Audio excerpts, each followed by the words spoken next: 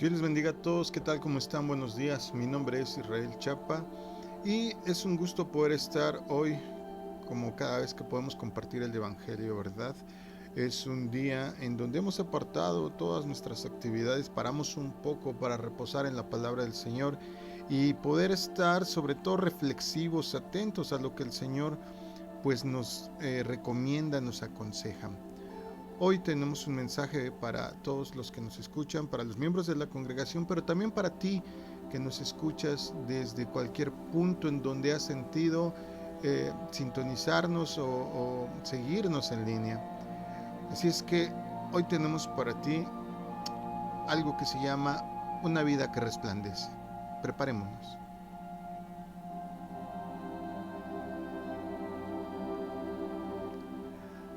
La carta a los Filipenses capítulo 2 verso 15 dice: para que nadie pueda criticarlos, lleven una vida limpia e inocente, como corresponde a hijos de Dios, y brillen como luces radiantes en un mundo lleno de gente perversa y corrupta. Mira, este asunto de brillar, este asunto de resplandecer, sé que puede tener muchas acepciones, muchas maneras de poder eh, transmitirlo, de poder ejecutarlo. Pero siendo muy puntuales a lo que se refiere este versículo, ¿qué hace que una vida resplandezca para la gloria de Cristo?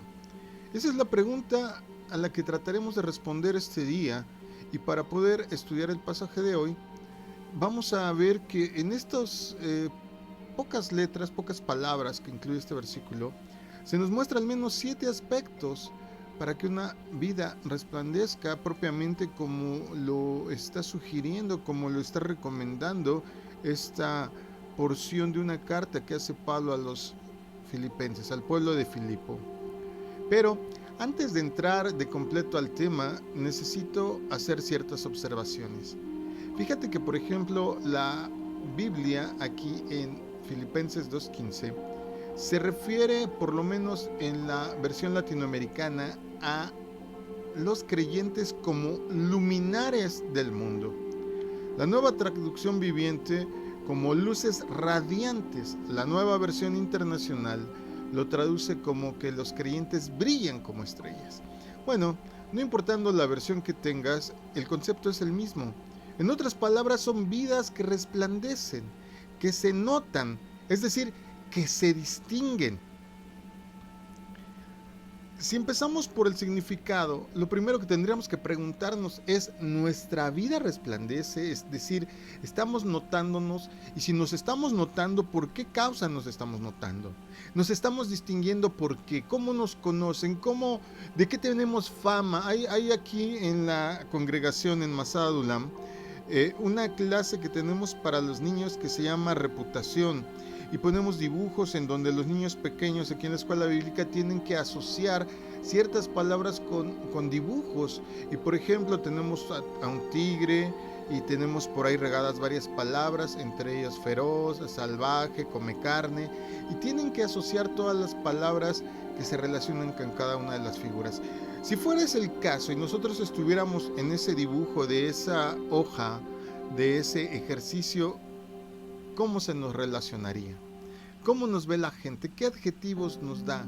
Si destacamos, ¿cuál es el asunto del destaque? Si es por distinguirnos, ¿cómo nos estamos distinguiendo? Es claro que la luz que emanan estas vidas a las que se refiere el versículo, a los creyentes, no proviene de aquellas cosas que el mundo considera luminosas, porque tú y yo sabemos que en este mundo hay muchas cosas que se encomian no necesariamente siendo buenas. Hay cosas que actualmente, y sobre todo hoy con tantos asuntos de ideologías, con tantos asuntos de tolerancias, con tantos asuntos de lo que se considera políticamente correcto o no, se encomian muchas cosas que pueden a los ojos de la sociedad parecer importantes, luminosas, especiales, pero, pero, este versículo, en esta carta que Pablo dirige a los filipenses, se refiere a que las vidas de los creyentes deben de emanar luz, deben de ser luminosas por su obediencia a Dios. Lo cierto es que la obediencia es la marca distintiva del Hijo de Dios. Repito, esa debe de ser nuestra bandera, ese debe de ser nuestro rasgo dominante, ese debe de ser nuestra señal que se puede evidenciar en todo momento, el ser obedientes a Dios. Una profesión de fe, es decir, ir a la iglesia, orar y leer la Biblia, no me hace cristiano. Y yo sé que muchos no estarán de acuerdo, pero lo quiero decir cuál es, siendo honesto y directo, porque desgraciadamente hoy vivimos un cristianismo muy light, un cristianismo descafeinado, en donde Dios nos acepta tales cuales somos, donde Dios no se preocupa porque tengamos ciertas fallas, y aunque en cierto sentido es verdad, en otro sentido, el Señor está esperando que vayamos evolucionando, que vayamos cambiando, que vayamos tomando su forma. Dice en la misma escritura, ¿verdad?, que hasta que todos vayamos teniendo la estatura de Jesús, entonces ocurrirán una serie de acontecimientos. Ahora, repito, una profesión de fe, ir a la iglesia, orar y leer la Biblia, no me hace cristiano. Es si mi vida se adecúa a la voluntad de Dios revelada en su palabra, lo que realmente me hace cristiano. Repito, lo que sí me hace cristiano es que mi vida se adecúe, se sujete, tome la forma, sea adecuada a la voluntad de Dios. Eso sí me hace cristiano. El Evangelio de Mateo capítulo 28, verso 19 y 20 dice: por tanto, voy a leerlo en la versión Reina Valera: por tanto, id y haced discípulos a todas las naciones, bautizándolos en el nombre del Padre y del Hijo y del Espíritu Santo, enseñándoles que guarden todas las cosas que he mandado. Y he aquí, yo estoy con vosotros todos los días hasta el fin del mundo. Amén. Bueno, amado, si la obediencia es la marca distintiva del cristiano, podemos afirmar que la intensidad y el poder de la luz que refleja mi vida dependerá de mi grado de obediencia a Dios. ¿Sí me explico? Habemos personas que tenemos una memoria muy buena, habemos personas que somos muy buenos para estudiar, muy buenos para participar, queremos estar en todas las actividades de la congregación, somos muy buenos para compartir el evangelio, a lo mejor somos muy elocuentes, somos muy diestros en algún instrumento, a lo mejor hasta participamos, ¿verdad?, de los grupos de alabanza de la iglesia, a lo mejor participamos en los grupos de oración, no sé, en alguna actividad sobresaliente de la congregación. Pero, repito, lo que realmente va a determinar la intensidad, recuerda que estamos hablando de reflejar, ¿verdad?, de ser luminares, de ser, como dice la versión Reina Valera, de brillar como luces radiantes, dependerá de nuestra obediencia, dependerá de lo que mi vida refleje, de lo que mi grado de obediencia refleje con referencia a Dios. Mira, amado, a veces cuando empezamos a leer la Biblia y leemos pasajes como: no todo el que me diga Señor, Señor, va a entrar en el reino de los cielos o en el reino de Dios, no nos queda muy bien claro, aunque hay miles de prédicas e interpretaciones, muchas de ellas perfectamente válidas, pero siendo un poco más literales, un poco más básicos, sin tanta profundidad, ¿qué es lo que determina que unas personas entren al reino de Dios y otras no? La obediencia. Porque hemos tomado, ¿verdad?, una actitud en donde enseñamos que Dios nos acepta tal cual somos, o donde Dios está conforme como somos. He escuchado a predicadores decir que hasta no seguimos a Dios, Dios nos sigue a nosotros, y cosas que no estoy tan de acuerdo. Pero lo que no podemos dejar de lado o tomar a libre interpretación es que la obediencia es medular para poder entrar al reino de Dios. Y el que podamos nosotros verdaderamente ser reflejo, el que podamos ser conocidos, el que podamos ser influencia inclusive de nuestro entorno, en nuestro trabajo, en nuestra escuela, en la calle donde vivimos. Es decir, que todas las personas que tratan con nosotros puedan ver la luz de Cristo reflejada en nosotros, depende en total y absoluta obediencia a Dios. Entonces, ¿qué caracteriza la obediencia de aquellos cuyas vidas resplandecen? Ok, te decía que te iba a mencionar 7 puntos al principio, ¿verdad? 7 aspectos para que una vida resplandezca para la gloria de Cristo. Bueno, ya dijimos que la obediencia.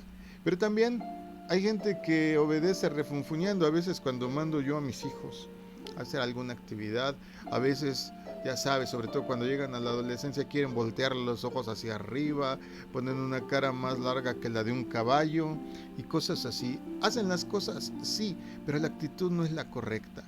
Aún así, ¿qué te estoy queriendo dar a entender? Que el obedecer a Dios no necesariamente es ya el resplandecer. Tiene que tener nuestra obediencia 7 aspectos.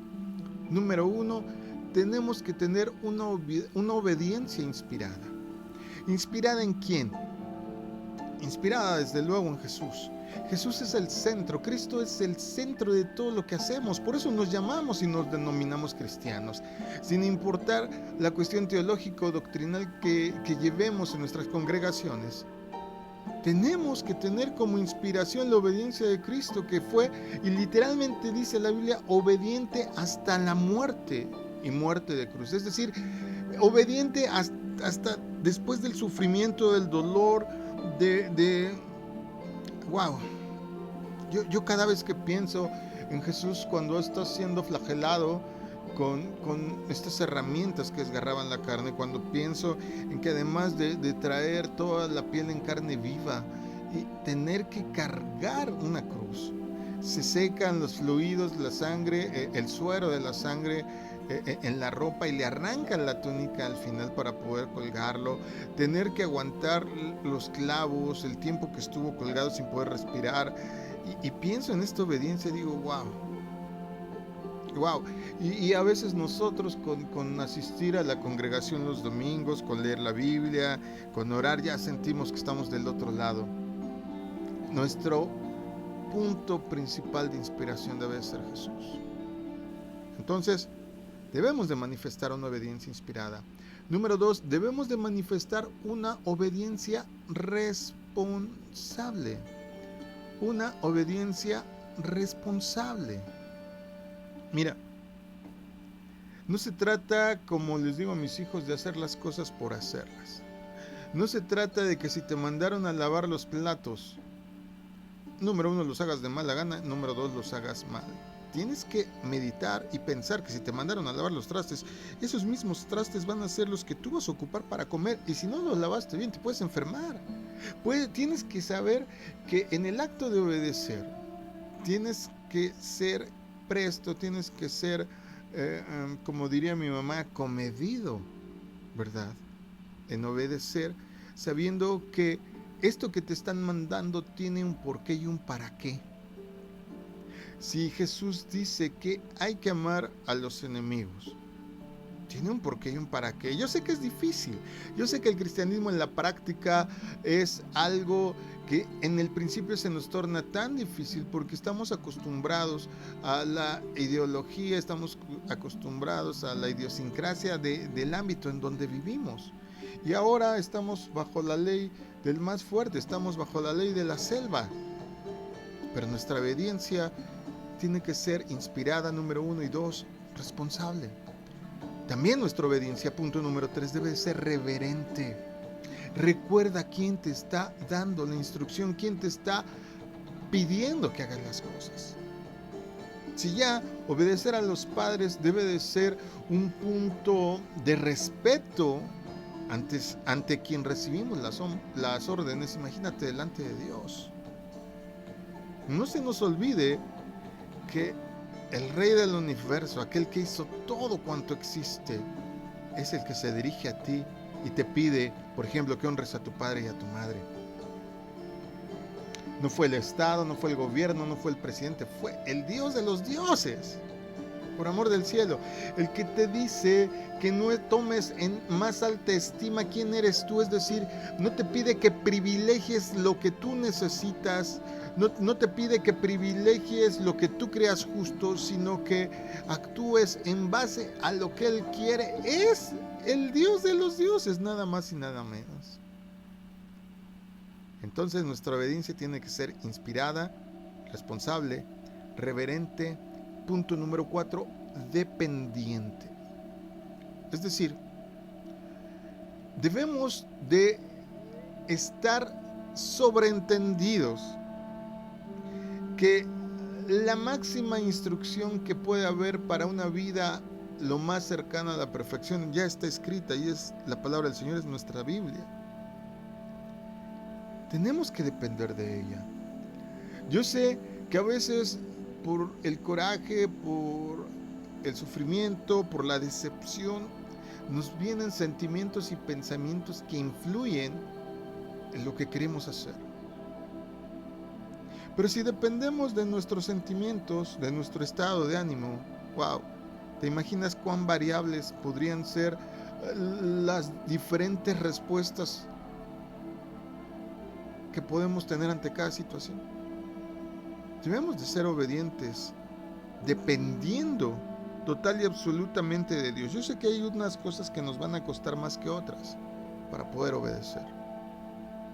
Pero por eso precisamente nuestra oración debe de ser: Señor, hágase tu voluntad, como nos enseñó en este modelo del Padre nuestro, el propio Señor Jesucristo. Entonces, una obediencia inspirada, responsable, reverente, dependiente. Punto número 5, voluntaria y confiada. Una obediencia voluntaria.